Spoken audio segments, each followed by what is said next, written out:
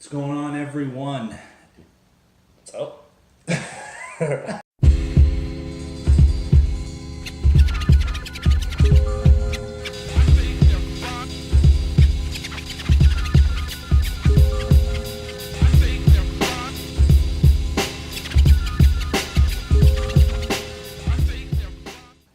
What's going on, everyone? Nick Lessigore here. Brandon Delakia, Exit 12 Brewery. in the house, and we are definitely in the house. Yes, sir. This beer here is our Friendsgiving first taste, second video in this series that we're doing. Yeah.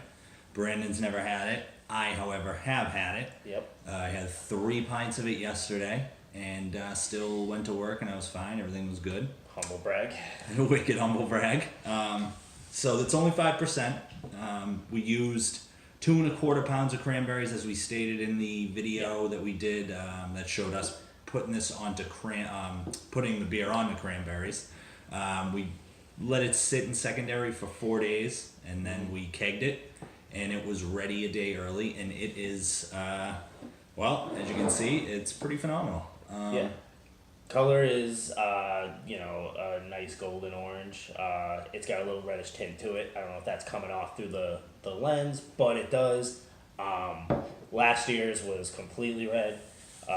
Looked like, fruit drink. So we're pretty excited that this is actually a pale ale and not just a cranberry, mess of a beer. So, not to say the beer actually was really good last year. It's just a little too many cranberries. Yeah, in fact, I went through the keg pretty much by myself. At that time, we didn't have the Blickman beer gun or anything like that. So, and we brewed with 2 other guys, so there were 4 of us. Yeah. And they might have taken 1 growler each home, and I ended up killing the whole thing. So the grist was, we did 2-row. We had a little 6-row left over. We put some of that in there.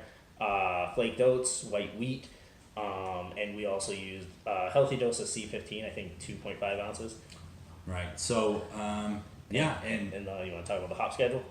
Yeah, so we utilized Huell Melon and Centennial were the 2 hops that we used. We didn't add any hops in the boil. Mm-hmm. They were major hop additions for Whirlpool and dry hop at High Croissant. And the point behind that for us with this beer was we wanted to get tropical flavor as well on top of the cranberry, and with little bitterness, because we knew the cranberry was going to come very tart and very bitter. Yep. And the High Croissant hop additions did leave it nice and hazy. Again, what we were looking for. So we utilized Irish moss. I was gonna be like, let's get a little snifferooski. I was gonna say it this time. Well, you just did. I did. Let's get one then. Right.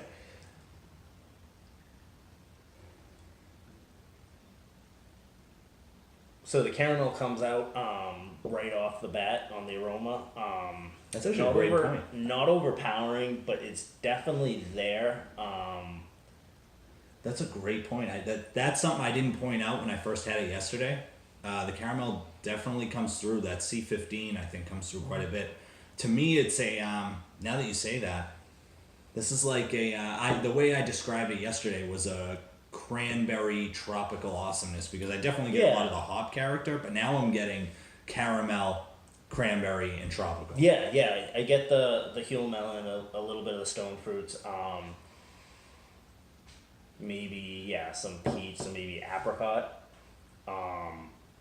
It's... And we use the 6-row, we use the C15. We wanted to get some of the malty kind of bready character as well. Not too much like a cranberry pie, but kind of like, a really, really overly sweet, like overly hoppy, sweeter cranberry with like that nice bready backbone. Yeah, and a good thing about having those hops that are a little darker, it won't give the beer an opportunity for all the cranberries to sort of take over that color and make it that really rich red. We just want a slight hint of the red, because what do you usually say? We were making cranberry flavored beer, not a beer flavored cranberry. Right. Yeah, so in last year was a beer flavored cranberry. Yeah. So we definitely wanted the cranberries to play more of a background role. I am dying for you to try this. Cheers to everyone watching. Cheers, guys. And salute. Cheers, man. All right.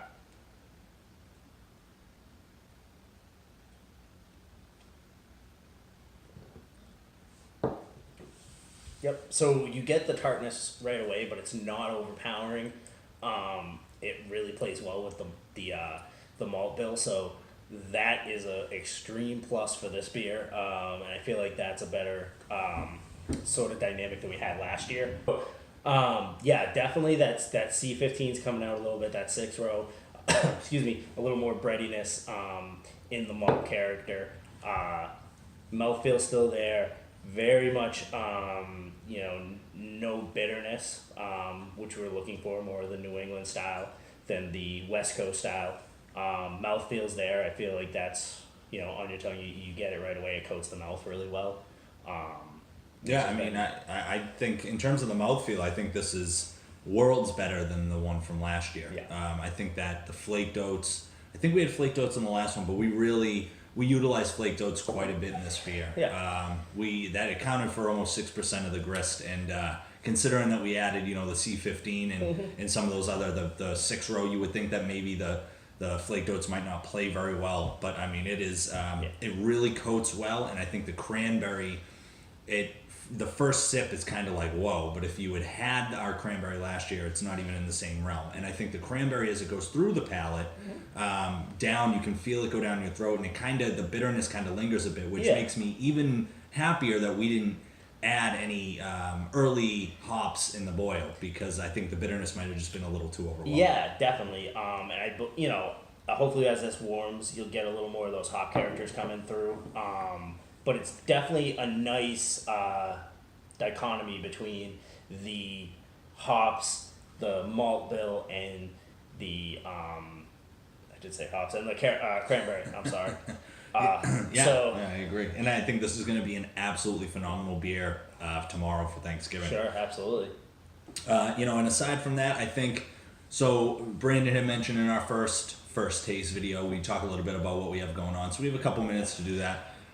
So on Friday, one of my kind of goals for home brewing was to brew a beer on Black Friday, because there's just something about weekday brewing that I really I get an extreme case of FOMO when I see some guys brewing during the week. Yeah, a little effort. Friday will be excellent. Yeah, so we're gonna be doing we got some new hops in. We got we went with the Yakima Valley hop pack, which usually we don't really do. We don't really think it's cost effective in terms of a lot of times the hop packs. The price isn't worth it just in terms of if you were to buy the hops on their own. So the Idaho 7, the Azaka, the Sabro, and then there was one more A hop, but I can't remember it.